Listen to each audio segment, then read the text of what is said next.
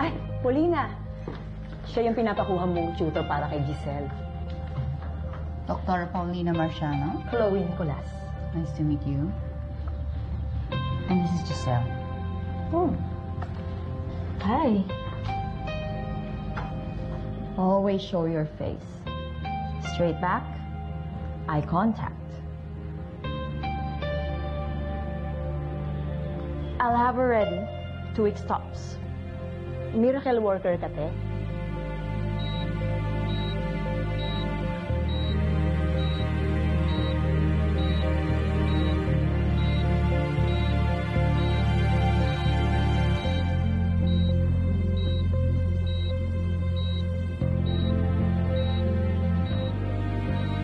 Hi. Good evening, Captain Herrera. Good evening.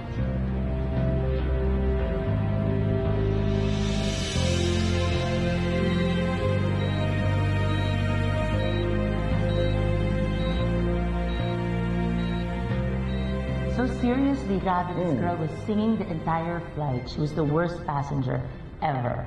Akala mo ikaw lang may experience na ganyan. Ako rin meron. Ano? Ako, there was this one time na meron ako naging pasahero. Matandang lalaki. And retired pilot siya. Okay, tapos? Wala. Sinabi niya lang lahat ng mga maling ginawa ko from take-off to landing. Ano ba yan? Dahil retired. Ayan. Hi. Liz. Anyway, Naomi, Liz, my wife. Hi, nice to meet you. Well, let's go. Okay, You go ahead. See you.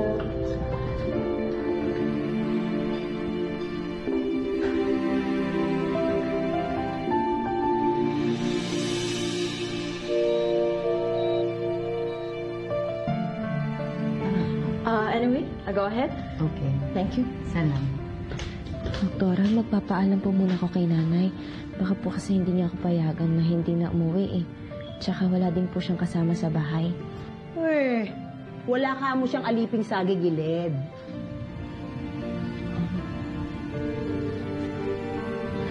Sige, papahatid kita sa drive. Hindi na po, doktora. Kaya ko naman po mag-isa. Sige po, mauna na po ako. Sige.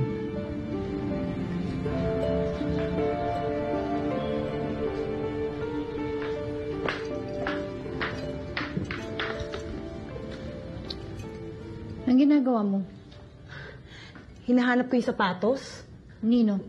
Ni Cinderella, kasi umalis na si Cinderella, di ba? Baka naiwan yung sapatos. Eh kasi parang fairy tale yung buhay ni Giselle, di ba? At ako ang evil stepmother ko, ba? I know. Right?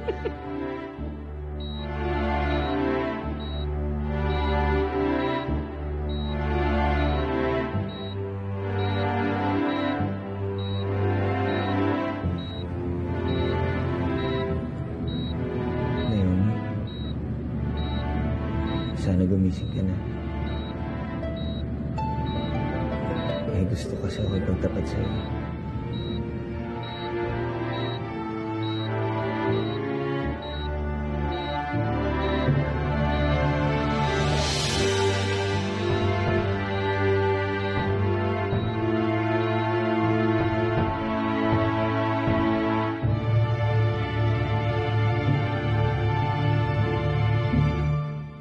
Wala akong kwentang ina. Wala akong kwentang anak. Wala rin akong kwentang doktor.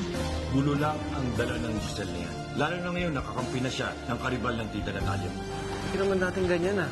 Kung anumang desisyon ko sa buhay ko ngayon, wala ka nang pakialam dyan. Si Naomi daw. Ano? Diyan mo matatagpuan ang kapatid mo. Kumanda ka, Claudia. Bakit hindi mo sa akin sinabi? Nung nagising ako na meron akong mga kapatid. Iniwan mo sila dahil binalikan mo si Natalia. Results ng DNA test ni Adriana.